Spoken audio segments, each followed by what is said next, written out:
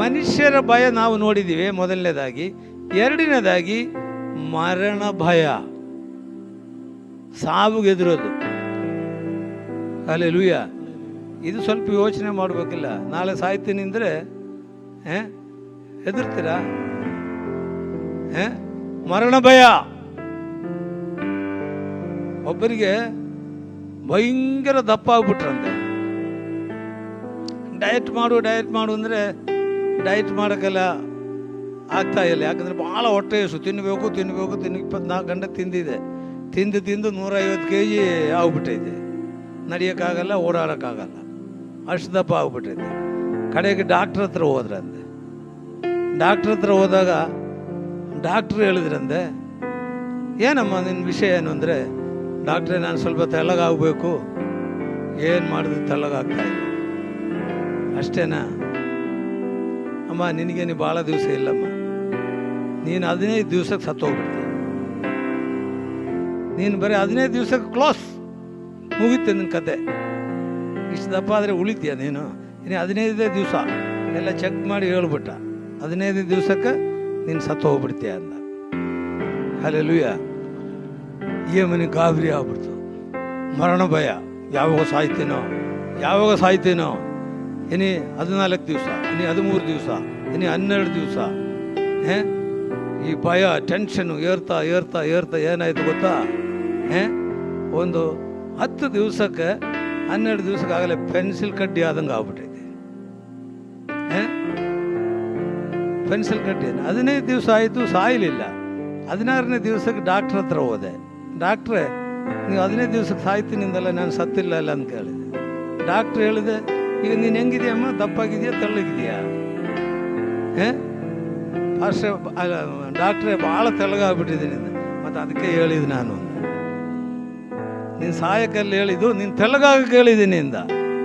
15 ದಿವಸಕ್ಕೆ ಏನಾಯ್ತು ಗೊತ್ತಾ? ಕಡ್ಡಿ ಆದಂಗೆ ಆಗ್ಬಿಟ್ಟಿದೆ. 150 kg ಇದ್ದವಳು ಬರೀ 50 kg 60 kgಗೆ ಬಂದ್ಬಿಟ್ಟೈತೆ. ಹಲ್ಲೆಲೂಯ. ಯಾಕೆ? ಮರಣ ಭಯ. ಹಲ್ಲೆಲೂಯ. ಒಂದು ನಾನು ನಿಮಗೆ ಹೇಳ್ತೀನಿ, ದೇವರ ಮಕ್ಕಳಿಗೆ ಮರಣ ಭಯ ಇಲ್ರಿ. ಹಲ್ಲೆಲೂಯ. ಒಂದು ದಿವಸ ಮುಂಚೆ ಸತ್ರ ಒಳ್ಳೇದು. ಯಾಕೆ? ನಾವು ಎಲ್ಲಿ ಹೋಗ್ತೀವಿ? ನಾವು ದೇವರ ಹತ್ರ ಹೋಗ್ತೀವಿ. ಸತ್ತರೆ ದೇವರ ಹತ್ರ ಹೋಗ್ತೀವಿ. ಮರಣ ಭಯ ನಮ್ಮಲ್ಲಿ ಇರಬಾರ್ದು. ಹಲ್ಲೆಲೂಯ. ಮರಣ ಭಯ ಇರಬಾರ್ದು. ನಮ್ಮ ಜೊತೆಯಲ್ಲಿ ಯಾರು ಇರ್ತಾರೆ?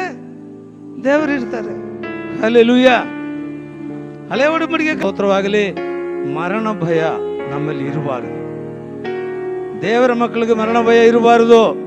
ಕಾಯಿಲೆಗಳು ಬರ್ತದೆ, ಅಯ್ಯೋ ನಾನು ಇವಾಗ ಸಾಯ್ತೀನಿ ಅಂತ. ಮೊನ್ನೆ ನಾವು ಪೇಪರ್ಗಳಲ್ಲಿ ಟಿವಿಯಲ್ಲಿ ನೋಡಿದ್ದೇವೆ.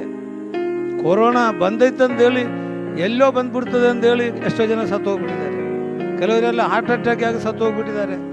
ಮನೆಯಲ್ಲಿ ಮಕ್ಕಳಿಗೆ ಕೊರೋನಾ ಬಂದಾಗ ತಂದೆ ಹಾರ್ಟ್ ಅಟ್ಯಾಕ್ ಆಗಿ ಹೋಗ್ಬಿಟ್ಟೈತೆ. ಹಲ್ಲೆಲೂಯ. ತಂದೆನೇ ಹಾರ್ಟ್ ಅಟ್ಯಾಕ್ ಆಗಿ ಹೋಗ್ಬಿಟ್ಟೈತೆ, ಮಗನಿಗೆ ಕೊರೋನಾ ಬಂದಿದ್ದಕ್ಕೆ. ಯಾಕೆ? ಮರಣ ಭಯ. ಹಲ್ಲೆಲೂಯ. ಮರಣ ಭಯ ನಮ್ಮಲ್ಲಿ ಬರಬಾರದು. ಹಲ್ಲೆಲೂಯ. ನಮ್ಮನ್ನು ಯಾರಿಗೂ ಏನು ಮಾಡೋಕ್ಕೆ ಸಾಧ್ಯವೇ ಇಲ್ಲರಿ. ನಾವು ಸತ್ರು ಕೂಡ ಎಲ್ಲಿ ಹೋಗ್ತೀವಿ? ದೇವರ ಕಡೆಗೆ ಹೋಗ್ತೀವಿ. ಹಲ್ಲೆಲೂಯ. ಅದರಿಂದ ನಮಗೆ ಏನಿರಬಾರದು? ಭಯವಿರಬಾರದು. ಹೆದರಬೇಡ್ರಿ, ಭಯಪಡಬೇಡ್ರಿ ಎಂಬುದಾಗಿ ದೇವರು ಹೇಳ್ತಾ ಇದ್ದಾರೆ. ಎಷ್ಟು ಸರ್ತಿ ಬೈಬಲ್ನಲ್ಲಿ ಹೇಳ್ತಾರೆ ಗೊತ್ತಾ? ನೀವು ಭಯಪಡಬೇಡ್ರಿ ಎಂಬುದಾಗಿ 366 ಸರ್ತಿ ಬರೆದಿದ್ದಾರೆ. ಭಯಪಡಬೇಡ್ರಿ. ಒಂದು ಸರ್ತಿ 2 ದಿವಸ ಅಲ್ಲ. ಹಲ್ಲೆಲೂಯ. ಒಂದು ವರ್ಷಕ್ಕೆ ಎಷ್ಟು ದಿವಸ ಇದ್ದಾವೆ?